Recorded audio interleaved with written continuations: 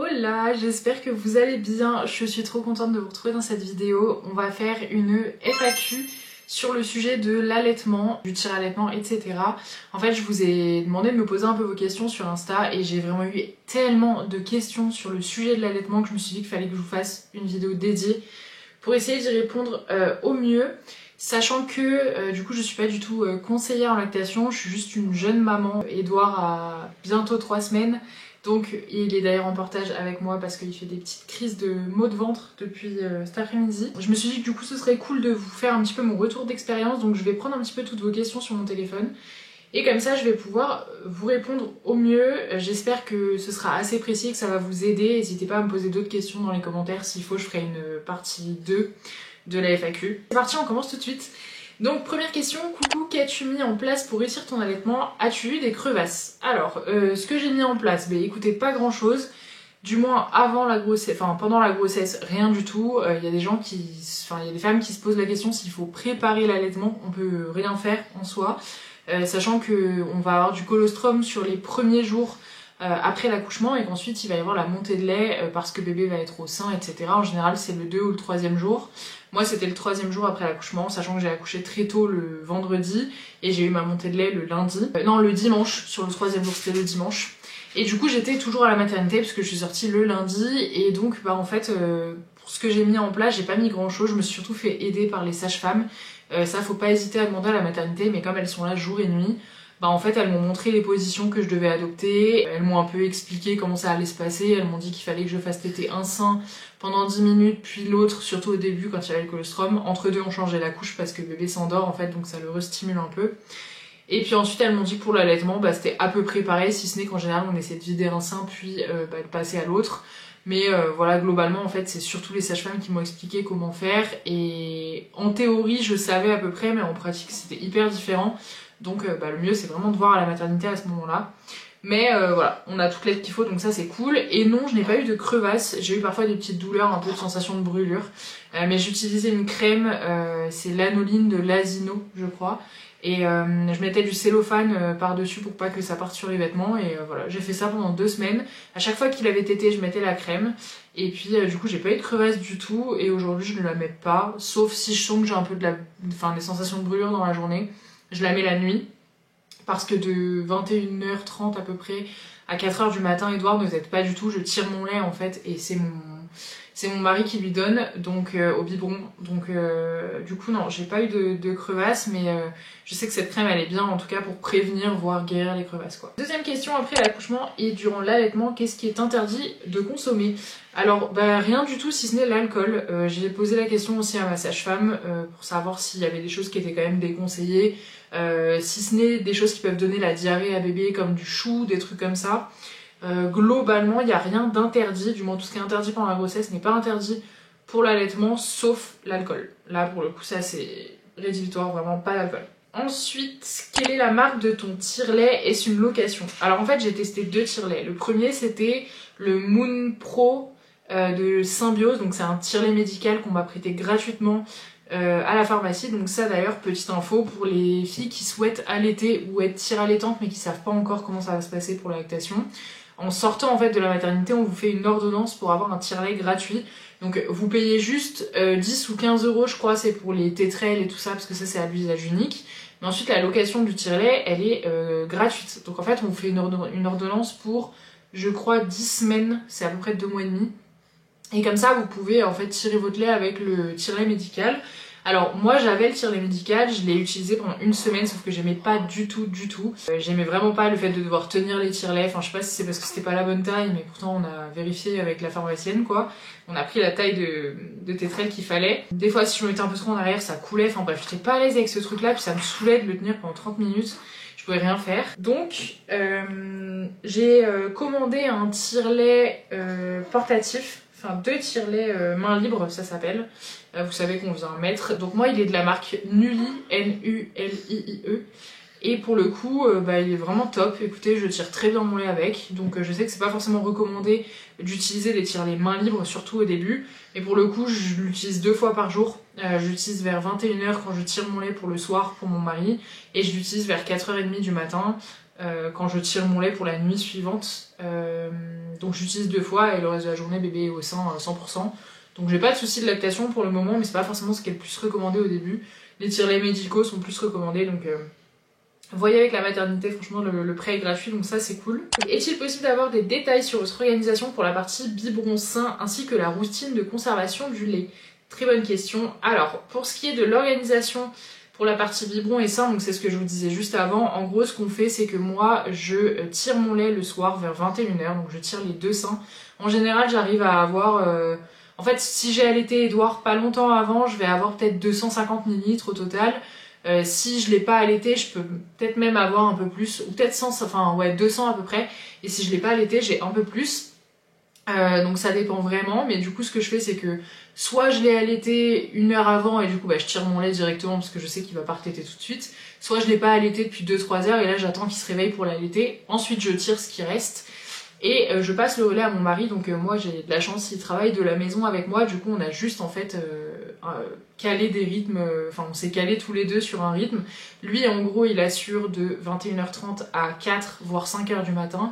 Et moi je prends le relais ensuite quand Edouard a faim, soit mon mari n'a plus de lait, soit Edouard a faim et me l'emmène sur les coups de 4-5 heures dès qu'il se réveille. Et du coup moi je prends le relais ensuite jusqu'au soir, 21h30, enfin après dans la journée on se relaie, mais lui il va dormir jusqu'à 12h30, 13h en général, donc là je m'occupe 100% d'Edouard.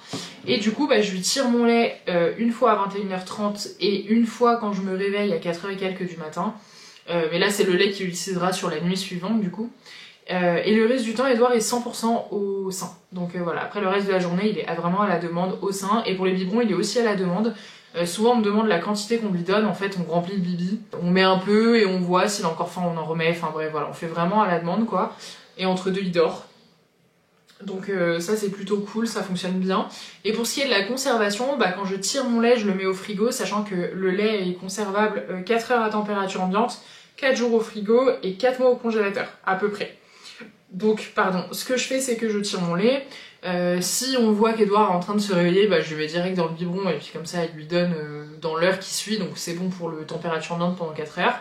Si je lui ai donné il y a pas longtemps, bah, je le mets au frigo et il l'utilise dans la soirée, il le réchauffe au chauffe-biberon et puis il l'utilise dans la soirée. Et si je vois le lendemain qu'il y a du lait qui n'a pas été utilisé et qui va pas consommer dans la nuit suivante puisque je vais retirer du lait forcément, là je le congèle. Donc voilà, en gros nous on fait comme ça. Des fois j'en garde un petit peu pour le bain parce qu'on lui met dans le bain aussi, c'est bon pour la peau. Mais voilà, globalement c'est comme ça qu'on s'organise. Edouard peut-être tous les combien environ? Ma fille a 1 semaine, toutes les 3-4 heures. Alors nous ça dépend, j'ai eu des pics de croissance assez violents où là vraiment il demandait à téter toutes les 1h30. À la maternité en fait il se réveillait toutes les 3-4 heures donc c'était royal et il tétait un petit peu, il se rendormait. Quand on est rentré à la maison ça a changé de rythme, il me demandait toutes les 2 heures et il tétait pendant 1 heure donc c'était hyper long et c'est d'ailleurs pour ça qu'au bout de 9 jours je commence à péter un câble parce que j'avais enchaîné 2 nuits blanches avec l'accouchement et la nuit de la Java qui a suivi.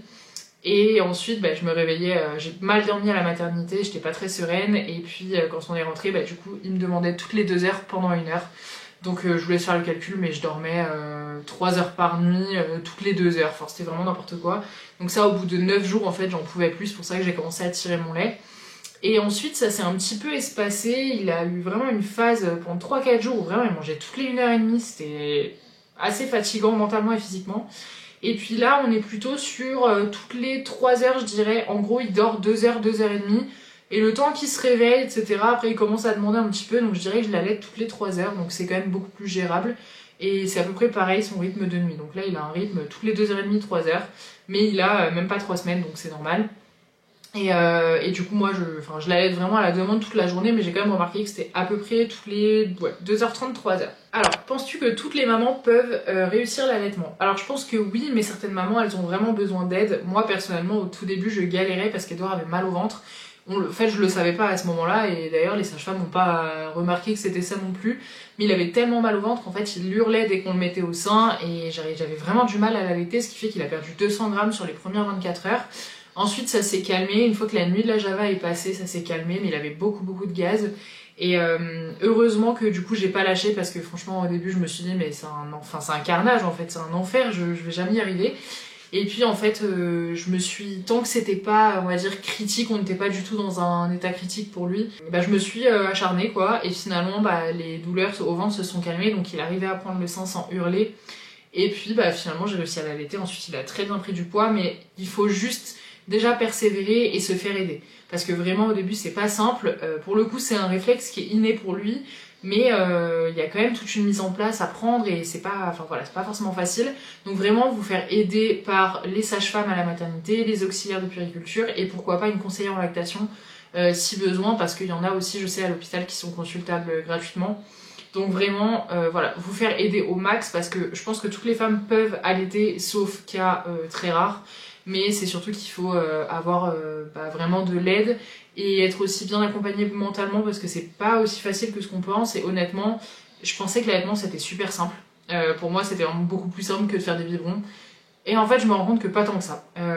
Dans la théorie c'est simple, en pratique c'est parfois très épuisant physiquement et mentalement. Donc faut juste être bien accompagné, c'est incroyable l'allaitement mais c'est juste qu'il faut bien être accompagné. Quel tire-lait utilises-tu? Bah ça du coup c'est le Nulli, c'est ce que je vous disais tout à l'heure. Main libre, j'utilise vraiment plus du tout le Medica, donc moi j'utilise que celui-là. J'en ai pas testé d'autres par contre, donc j'ai pas vraiment de comparatif, si ce n'est qu'il est... moi il tire très bien, je tire parfois 500 ml d'un coup, donc vraiment en termes de tirage il est top. Par contre il est assez bruyant, donc disons que si vous êtes à l'extérieur, on l'entend qu'il y a clairement un tire-lait. Moi ça me gêne pas parce que je tire que la journée chez moi, ou en voiture. Mais sinon, enfin voilà, il est quand même assez bruyant. Par contre, il a une très bonne capacité de récupérage de lait, je sais pas comment dire, une très bonne contenance. J'arrive à tirer 200 ml par sein, donc ça c'est cool. Et il a une très bonne autonomie aussi, je le charge une fois par jour. Sachant que je tire pendant 1 heure, mais il n'est pas du tout déchargé quand je le rebranche, donc voilà, ça c'est plutôt cool. As-tu une idée de combien de temps tu souhaites allaiter? Alors... J'aimerais faire à minima 6 mois au sein, vraiment au sein au maximum pour que le lait continue de s'adapter aux besoins d'Edouard. Et ensuite j'aimerais aller le plus loin possible, enfin vraiment le plus longtemps possible. Disons que si à 2 ans mon fils il a toujours un bibi le matin avec mon lait, bah ça m'ira très bien. Donc vraiment je souhaite allaiter le plus longtemps possible, lui donner le plus d'anticorps possible, enfin voilà, le lait est vraiment... s'adapte à ses besoins et est d'une excellente qualité, il n'y a pas mieux que le lait maternel, donc si je peux lui donner le plus tard possible je le fais. Juste j'aimerais vraiment faire exclusivement au sein jusqu'à 6 mois, sein et biberon mais de lait maternel. Et après, pourquoi pas arrêter petit à petit le sein pour passer juste sur des biberons, mais par contre je vais continuer à lui donner du lait maternel vraiment le plus longtemps possible si j'y arrive.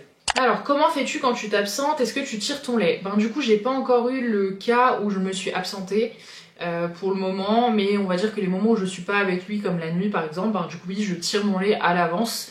J'essaie vraiment de respecter les heures, c'est-à-dire que si j'ai je sais pas, moi je dois partir le matin et que je sais que c'est du lait pour l'après-midi, je vais pas lui donner celui-là, en général j'en ai quand même d'autres qui sont congelés, donc je vais lui donner un autre lait, mais j'essaie toujours de respecter à peu près un lait qui correspond à l'heure à laquelle on lui donne, parce qu'il n'y a pas les mêmes choses à l'intérieur en fait en fonction de l'heure. Donc je tire mon lait et du coup c'est le papa qui lui donne au biberon si je ne dois pas être là, mais pour l'instant ça s'est pas encore présenté. Je sais qu'il va falloir que je me fasse épiler bientôt, donc je vais pas avoir le choix, je vais devoir tirer mon lait et c'est papa qui va lui donner. Mais voilà, je pense que la veille en fait je tirerai mon lait du jour, de l'heure qui correspondra à mon rendez-vous pour que mon mari ait le lait de la bonne heure quoi. Mais voilà, en gros, c'est pour ça que je voulais aussi introduire le tire-lait rapidement, parce que je me suis dit si je suis pas là en fait, ou qu'il m'arrive quelque chose, que je suis hospitalisée ou quoi et que je peux pas l'allaiter, c'est quand même bien d'avoir cette option là du tire-allaitement quoi. Alors, le fait que tu tires ton lait ne diminue pas la lactation et n'habitue pas bébé à prendre le biberon. Alors, pour moi, de mon côté, pour l'instant, ça a pas l'air d'affecter ma lactation. Après, j'ai pas énormément de recul, ça fait, je pense bien 10 jours qu'on fonctionne. Bah oui, du coup, c'est ça, 10 jours qu'on fonctionne comme ça. Pour le coup, j'ai de plus en plus de lait, donc ça a pas l'air d'impacter ma lactation. Maintenant, le bébé peut faire une préférence entre le biberon et le sein. Pour le coup, nous, c'est pas le cas. Il prend les deux absolument de la même façon. Parfois on finit le bibi et je le mets au sein dans la foulée parce qu'il a pas assez mangé. Et il le prend direct. Donc nous on n'a pas du tout de soucis. J'avoue qu'en fait sur le moment c'était un besoin pour moi de me mettre à tirer mon lait pour pouvoir dormir la nuit. Donc j'ai pas trop réfléchi en fait. Je savais que j'allais pas continuer l'allaitement si je faisais pas ça. Donc c'était vraiment primordial pour moi. Du coup pour le moment j'ai pas de soucis de lactation. Après j'essaie de ne pas remplacer des tétées si ce n'est celle du soir parfois. Mais la plupart du temps, en fait, ce que je fais, c'est que je tire mon lait une fois qu'il a tété. Donc je l'ai vraiment au sein très souvent, sauf pendant la période de la nuit, mais ça n'a pas l'air d'impacter pour le moment. donc c'est plutôt cool. Mais c'est vrai qu'il faut éviter en fait de remplacer, surtout au début, des tétés par un tirage, parce que c'est pas du tout la même stimulation pour le sein en fait. Mais moi ce que j'ai fait surtout au début, c'est qu'en fait je lui donnais à manger, donc il tétait, et je finissais juste de vider mon sein, parce que comme j'avais beaucoup de lait, ben je pouvais encore tirer une fois qu'il avait mangé. Mais du coup ça impactait pas ma lactation, parce qu'en fait il avait quand même tété, donc c'était juste je vidais mon sein en plus, donc ça l'a même boosté un petit peu. Mais ce qui est pas recommandé en fait, c'est vraiment de remplacer la tétée par le tire-lait, parce que c'est pas la même stimulation. Et là, si la lactation elle est pas bien mise en place, bah, ça peut causer des soucis quoi. Est-ce que Edouard a eu une période où il tétait toutes les heures? Bah du coup c'est ce que je vous disais tout à l'heure. Alors toutes les heures non, mais toutes les 1h30, 2h oui. Mais je pense que c'était plutôt sur des pics de croissance. Donc ça arrive aux 3, 6, 9 jours, semaines, mois en général.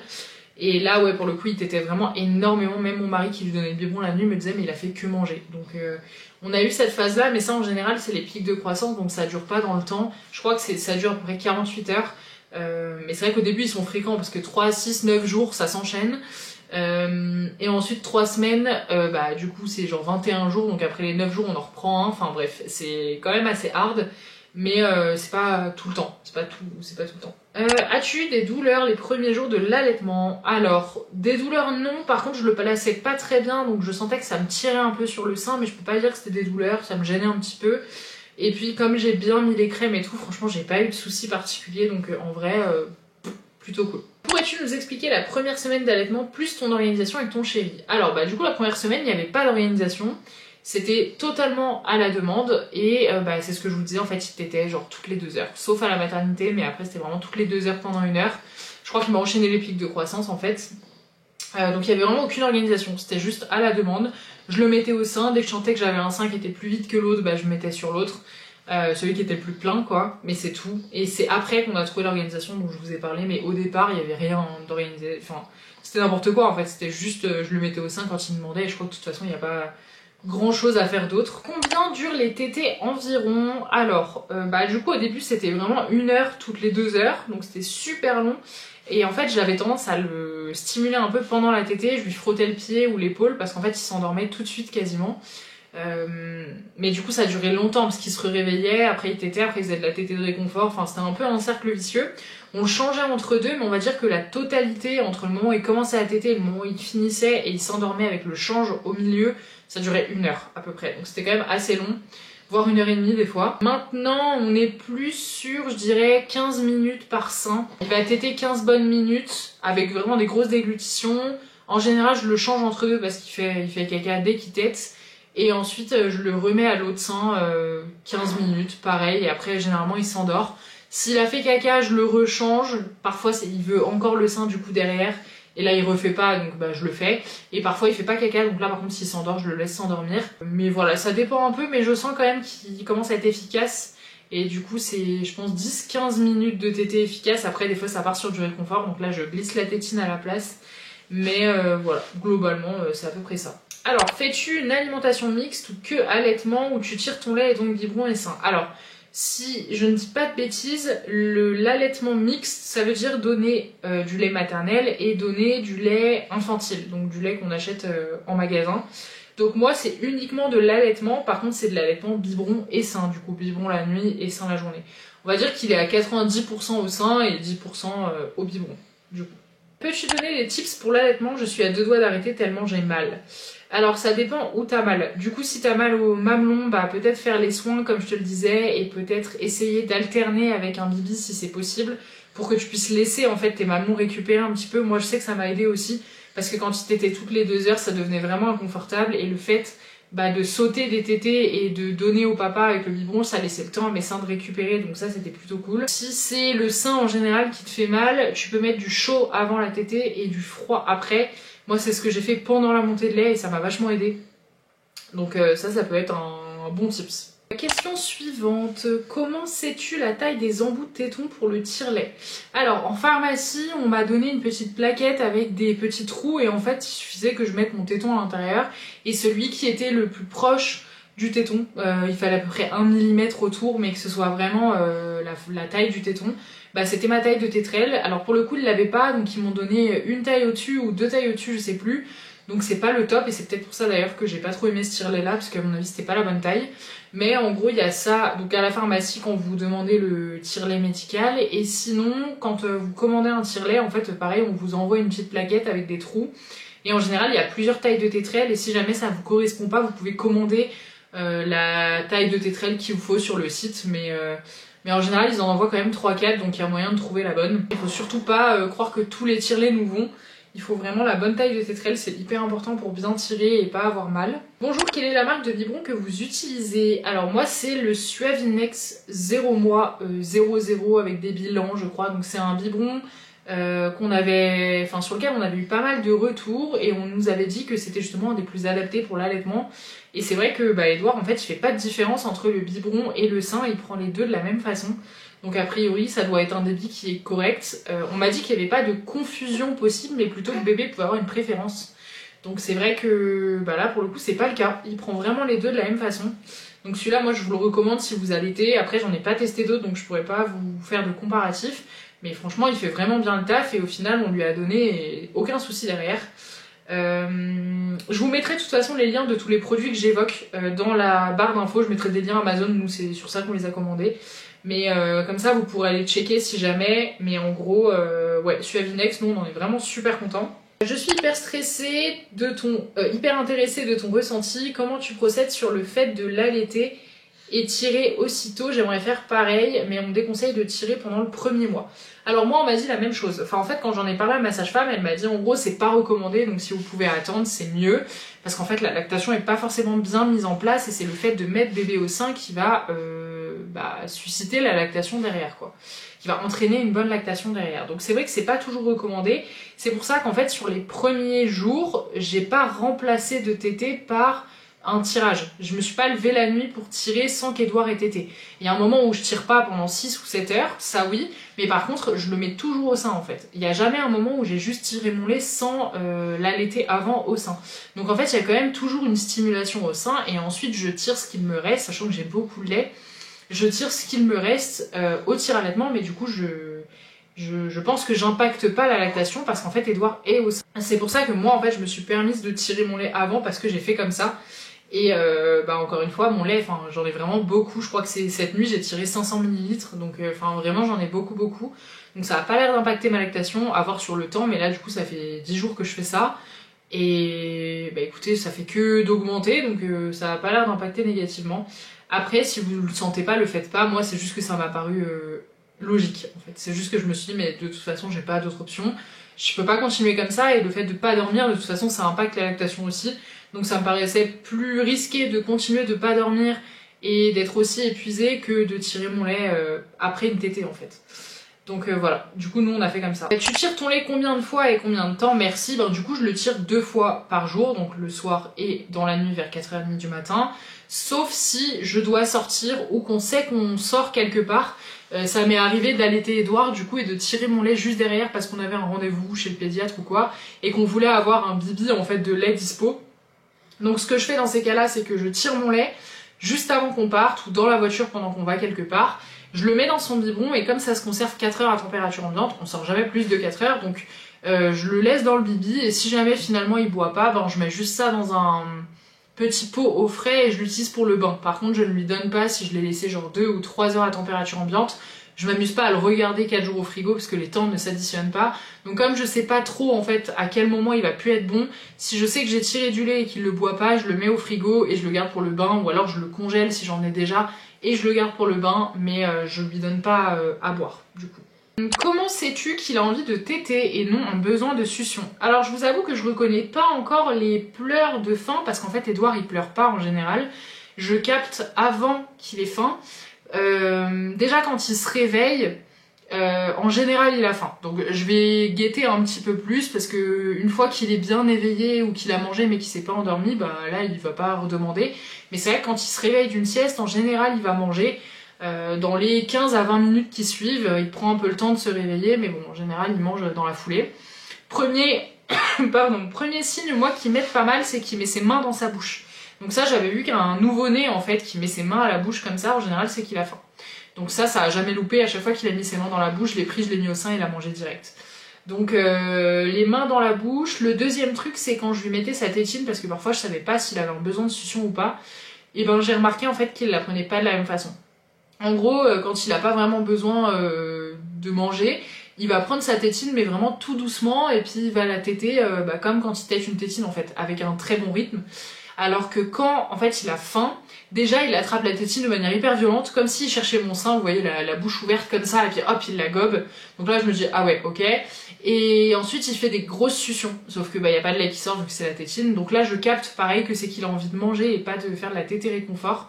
Donc moi c'est surtout ces deux signaux là, parce qu'en soi il a pas le temps de pleurer en général, je l'ai jamais vu pleurer parce qu'il avait faim, il pleure que quand il a mal au ventre. On n'a pas de pleurs de décharge non plus, donc les seuls pleurs que je connais c'est la douleur ou l'inconfort aussi. Il pleure un peu quand il veut qu'on lui change sa couche, mais c'est rare parce que du coup en général on la change tellement souvent qu'il n'a pas le temps. Mais ça arrive quand il se fait caca 2 ou 3 fois de suite dessus, là ouais pour le coup parfois on lui rechange pas direct parce qu'il s'endort et là il peut pleurer un petit peu. Donc voilà, mais en fait il pleure pas quand il a faim, donc nous c'est pas du tout un signe qui pourrait nous aider. C'est vraiment ouais, les mains dans la bouche comme ça quand il cherche ses mains, et puis la façon dont il chope la tétine, je vois qu'il a la dalle quoi. Vous donnez les biberons de combien? Est-ce que tu le remets au frigo si t'as pas tout bu? S'il n'a pas tout bu, merci. Alors au niveau des biberons, du coup comme il est à la demande pareil qu'au sein, en fait on met du lait dedans. En général je mets genre 150 ml, enfin ce que j'ai tiré quoi, ça dépend. Et on lui donne jusqu'à ce qu'il en veuille plus. C'est lui naturellement qui s'endort et lâche la tétine, ou alors qui tourne la tête, ou voilà, enfin vraiment c'est lui qui arrête de manger, donc on lui donne à la demande de la même façon que le sein, sachant que le débit est très lent, j'ai même l'impression qu'il est plus lent qu'au sein, donc voilà. Donc vraiment ça c'est 100% à la demande, je pourrais pas vous dire les quantités parce qu'en fait on regarde pas du tout. On lui remplit et s'il le finit, on lui re-remplit. Donc voilà, c'est vraiment comme ça qu'on fonctionne. Et par rapport à ce qu'il boit, alors oui en fait, si j'ai tiré et que je l'ai mis direct dans le biberon, mon mari le met au frais une fois qu'il a fini de manger et il le réchauffe au chauffe-biberon, mais une seule fois, pour lui redonner ensuite. Si jamais je le tire et qu'on voit qu'il a faim et que voilà, il s'endort pas trop entre deux et qu'il va remanger, comme c'est 4 heures à température ambiante, là il le met pas forcément au frigo, il le garde avec lui. En fait ça dépend vraiment. Si c'est du lait qui était de la veille, et il va le réchauffer une fois, mais il va pas en mettre trop et du coup il va lui donner en une seule fois, quitte à ce qu'il finisse pas et jeter, tant pis. Mais enfin voilà, on fonctionne vraiment comme ça, donc la plupart du temps en fait si je viens de le tirer le lait, il va juste le laisser dans le bibi vu qu'on a jusqu'à 4 heures. Et s'il était au frigo, il va juste le réchauffer une fois, mais il va pas en mettre trop, et quitte à lui redonner pas longtemps après, du coup, s'il en reveut quoi. Écoutez, voilà, je crois que j'ai fait le tour de toutes les questions qu'on m'avait posées. J'espère que j'ai abordé à peu près tous les sujets. J'essaie de regrouper les questions qui se ressemblaient, mais en gros, voilà, c'était à peu près ça. Si vous avez d'autres questions sur l'allaitement, n'hésitez pas à me les poser. Encore une fois, je suis pas du tout professionnelle de l'allaitement, mais c'est juste mon expérience à moi et ce qui fonctionne pour nous, donc ça pourra peut-être fonctionner pour vous. N'hésitez pas à me poser du coup vos questions s'il y en a d'autres dans les commentaires. Je pense que je referai une FAQ parce que j'ai encore beaucoup de questions, mais en DM que j'arrive pas à ouvrir parce qu'à chaque fois j'en ai trop, donc j'essaie de répondre à tout le monde mais c'est un peu compliqué. Donc je referai des FAQ sur Instagram. Si tu me suis pas sur Insta, je te mets pareil mon Insta et mon TikTok aussi. Comme ça quand je lancerai des FAQ, tu pourras me poser tes questions. Et puis écoutez, voilà, je crois qu'on a fait le tour. Je vous souhaite une bonne journée si vous regardez cette vidéo le matin, une bonne soirée si c'est le soir, je vous fais des bisous et bon courage, et surtout croyez en vous parce que l'allaitement c'est pas aussi facile que ce qu'on pense, mais c'est incroyable, c'est merveilleux, et puis pour votre bébé c'est juste top. Donc voilà, bon courage, des bisous.